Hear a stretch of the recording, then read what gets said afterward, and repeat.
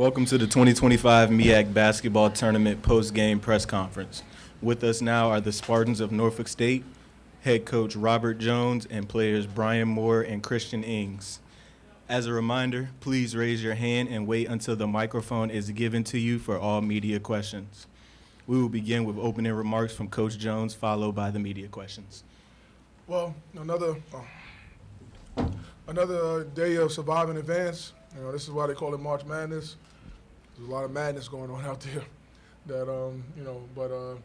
Once again, we was able to survive and advance. So, with that being said, we're happy about that. We're happy about being in a championship game again. Last year I didn't know what to do on a Saturday. That was the first time we wasn't in a championship games was 2019. 2017 I think, because we had a COVID year, and then we wasn't there. So it was a long time that we wasn't in a championship game last year. So now I know what to do with myself tomorrow. I got a game to play. So we're back in the championship game, and whoever we play, we know it's going to be another knockdown, drag-out affair, and we got to be ready to play. Is this one of the more physical games you guys had, or have you had worse? No, I think that this is a physicality. It kind of matched really with the two teams that's out there playing now. They kind of play the same way as far as from a physicality standpoint. So this is really like a prelude for tomorrow. With playing Morgan, because Morgan, they play right now. You play with desperation and urgency right now, and that's what they played with. And that's what we got to play a little bit more with, because it took us too long to really get going. It took us way too long to get going, and we got to play with more desperation and urgency, because we're not guaranteed anything. We're not guaranteed. Like I said yesterday, we have a great record. 23-11. I'm sure there's a lot of teams across the country that would take that record in a heartbeat. That record will probably save some people's jobs and things like that. But when you're in a one-bid league, you got to finish the deal, or those 23 wins don't mean anything. So we're in a one-bid league, and we got to go out and try to go get number 24 tomorrow.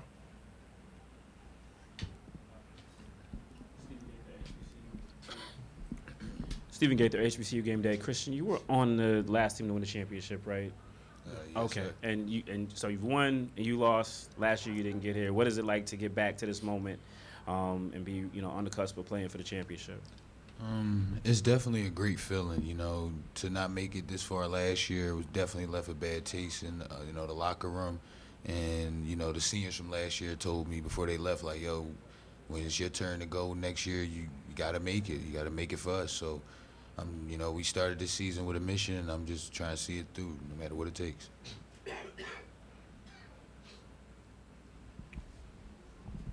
Coach, what was the defensive plan with Hobbs tonight? Eliminated him to 4 for 15. Not let his ass score. He had 33 last night, and he's had some other big games. So everything was tailored around him. Everything was tailored. Whether we're in the gaps helping, whether we're denying, whether we're taking him away, whatever we had to do. And he said 4 for 15, so that was a pretty good effort. He still finished the leading scorer, but I'll take 4 for 15 over whatever he did last night, 33 points. So great job by the team. Great job following the game plan. So credit to those guys, because like I said, it's the details in winning a championship. It's not just the ball going in and things like that. So listening to the scout is part of the detail. So they listened to the scout, and it was a good job by the guys. Coach, some big steals, some big stops down the stretch that transition buckets turned into. 1 through 5.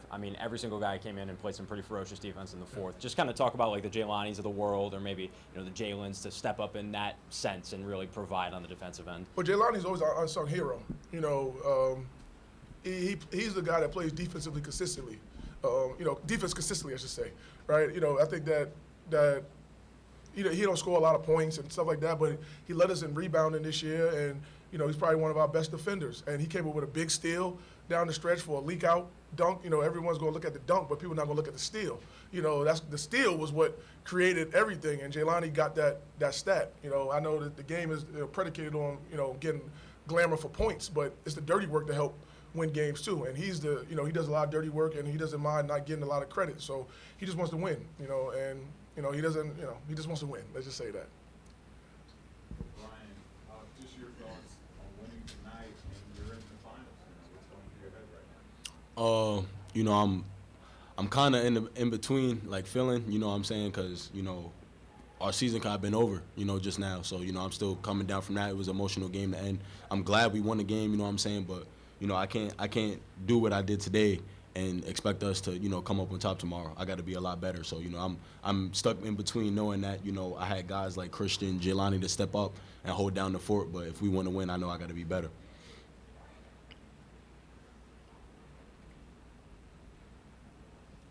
Oh, Steve's on you, baby. Brian, yeah, so I asked you to get a chance to play out there in this atmosphere, a lot of green and gold out there. What was it like for you, and how much are you anticipating, just playing out there in front of the crowd again tomorrow? Obviously, y'all got a game to focus on, but just the atmosphere. Yep, it was amazing, man. I'm glad that, I'm a part of a program that they really care about basketball here. That was the biggest thing when I went to the portal. I was at a place that they really cared about basketball, and it makes a difference, and it can show how the fans, came up for us today.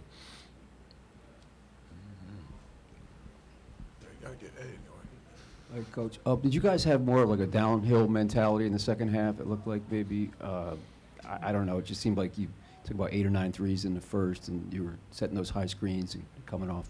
Yeah, I mean, like I said yesterday, we're a team that can make a three, and we did make a couple, but we're not a team that relies on the three. So, yes, we have a downhill mentality, try to draw fouls, get to mid-ranges. We got great guys like, Brian loves to pull up, I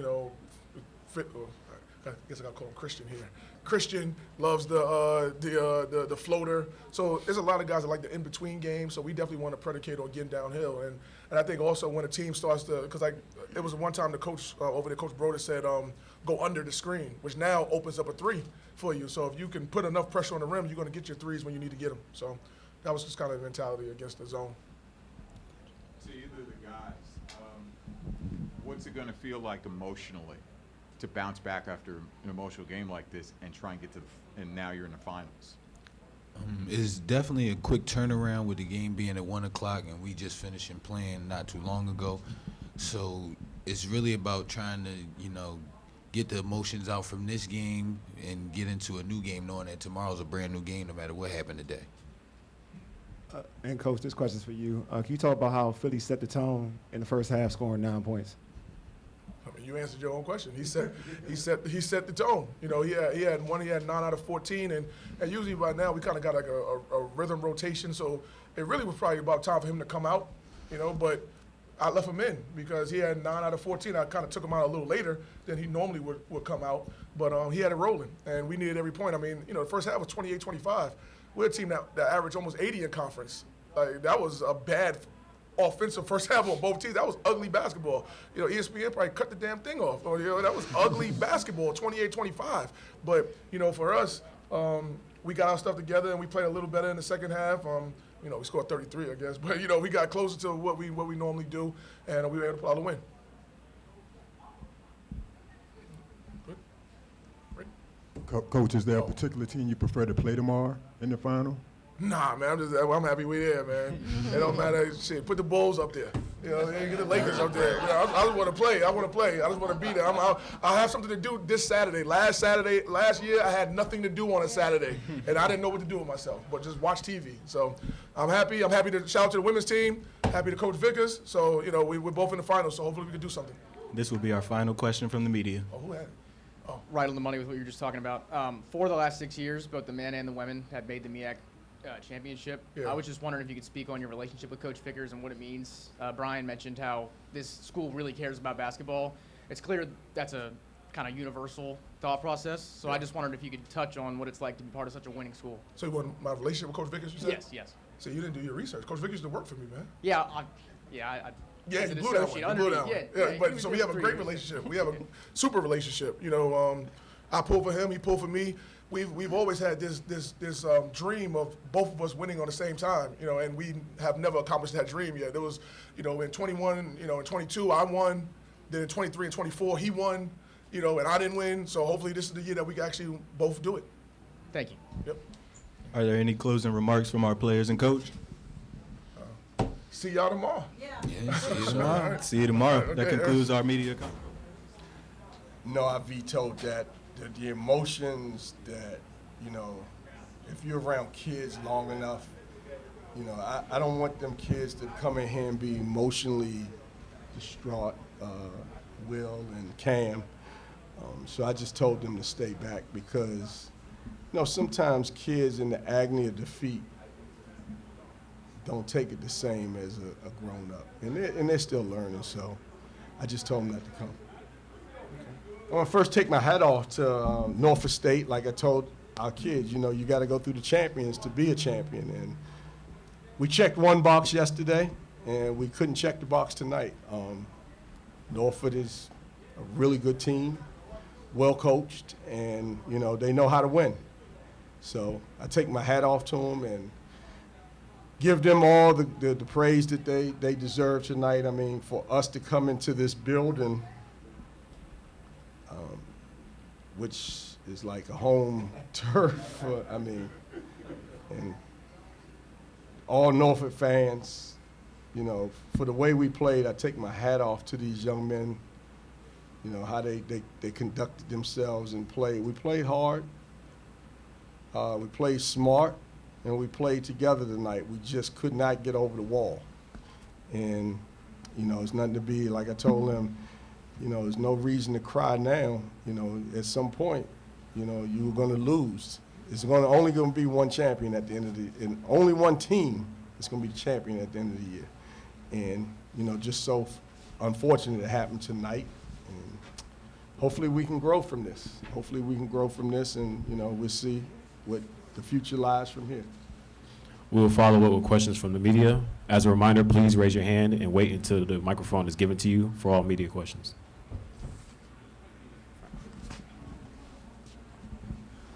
All right, Coach, congratulations on a good season. Looking at the minutes distribution tonight, you made more free throws. You also had more bench points. Do you feel like you maximized, you know, your roster tonight, considering all that you've been through this season? Yes, everybody was on deck tonight. And I said this to myself, you know, we weren't going to leave here with guys not playing.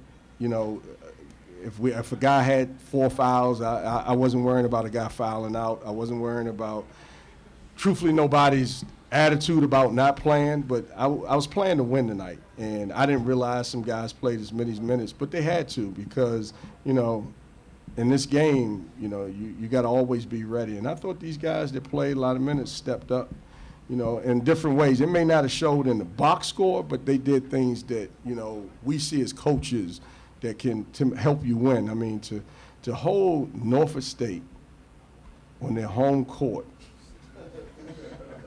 to 25% from three, 40 from the field, and 69. If you'd have told me that was what they would have shot tonight, I would have told you we was going to win the game. And, you know, we didn't particularly shoot it well from the three-point line, but I tell you, we made our free throws, and if we'd have got a stop here and there, it'd probably been a different ball game. But, you know, everyone was on deck tonight, and I think everybody contributed in a positive way. Yeah, since they're not here to talk about themselves, Will and Cam, talk about what they meant to the program. You know, obviously last night, big game, and yeah, just talk about what they meant to the program. So, and I don't even know if our compliance people even know this in this room. So, you talk about Will Thomas, you talk about Cam Hobbs, you talk about Daniel Akatobi, 3 all-league guys. They all 3 were walk-ons.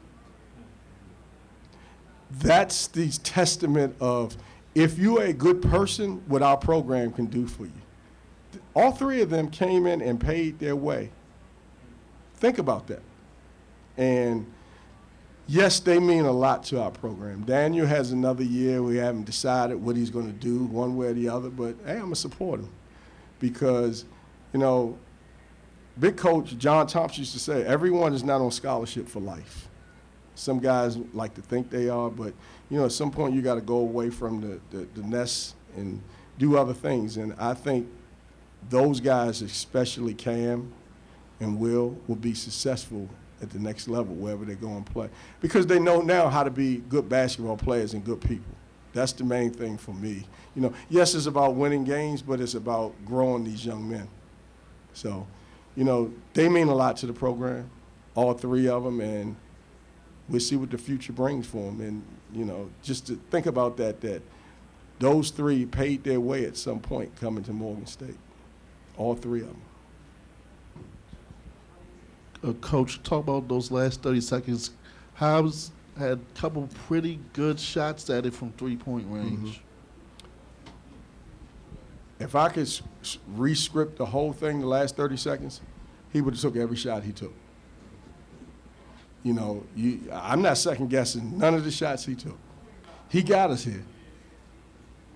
So it just didn't fall. So everything else, the last 30 seconds to me was a blur. You know, I mean, it was a blur. And we took 57 shots. If he could have took 57 of them, I'd have trusted him. So. Coach, the team showed a lot of grit and resilience tonight. We spoke on that yesterday as well, but what are some of the things that this season has taught you, and what are some things that you have to look forward to next season going forward? This season taught me patience. And when I say patience, some days I have to step back and say they're still young men. They may not be where I want them to be, but I'm hoping they get to where I think they should be as people, more so than basketball players. Because we can't get the perfect basketball player. Sometimes we have to make 3 guys into one. But it taught me patience to deal with 17 different personalities. And, you know, we're trying to have one common goal. And a lot of these kids don't have the same mindset and goal aspirations as we do as coaches. And that's what this season has taught me, you know, and I had to take a step back and, you know, we had, you know, like the season is a roller coaster, you know. It's a long, long journey. And, you know, you hit divots in the road on the way, but you never can get too high and you never can get too low. And it's been some lonely nights, you know, but I'm just glad that these guys are going to graduate and be productive citizens of the world.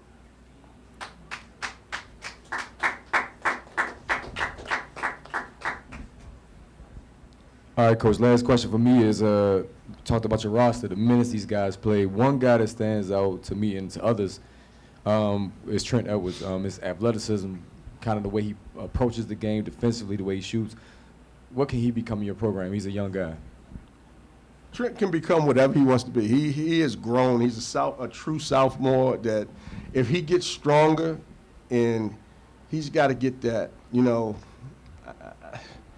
it's that inside. I mean, he's just so nice of a kid. If he just get that, I don't want to say dog. I don't want to put that on him, but if he just get that oomph in his, you know, Trent will let you eat off his plate before he eat. He's that type kid, and he's grown probably as a young kid more than most of these guys on the roster. You know, he has shown promise and played out of position tonight, but he gave us all. He gave us all. I didn't realize he played 20 minutes tonight. 1 for 2.